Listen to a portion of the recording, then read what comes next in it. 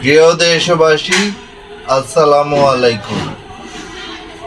আমি একটি জরুরি কথা নিয়ে আপনাদের মাঝে হাজির হয়েছি।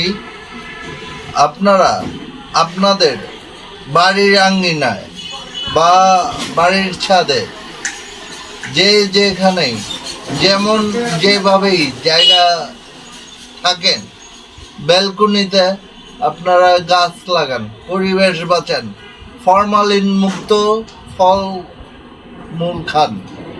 আমরা যে বাজার থেকে তরি তরকারি, ফলমূল, শাকসবজি কিনে খাচ্ছি, এটা কি আদৌ কি ফরমালিন মুক্ত খাচ্ছি না যুক্ত খাচ্ছি?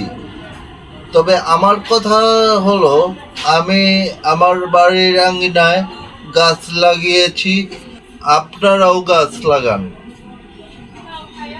একটি গাছ আপনার কাছে কি চায়? একটু পানি চায়, আপনার কিচেন কম্পোস্ট চায়, রাসায়নিক যুক্ত কোনো সার দেবেন না। আমি আবারও বলি, আপনার গাছে কোনো ধরনের রাসায়নিক বিষ দিবেন না। আপনার রান্নাঘরে কিচেন কম্পোস্ট, যেগুলো আপনারা পেঁয়াজ কাটেন, তরকারি কাটেন, ওগুলার ছাল গাছে দেওয়ার চেষ্টা করবেন, তাহলে অর্গানিক মুক্ত থাকবে। আর আমরা অর্গানিকই খাই। আমরা এই পৃথিবীতে বিষ খাচ্ছি, এক কথায়। আসুন আমরা ফরমালিন মুক্ত খাবার খাই।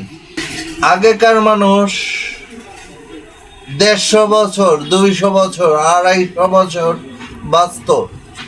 এখন গড় আয়ু কেন 60 থেকে 70 বছর? এই জবাব কে দিবে? আমাদের প্রধানমন্ত্রী,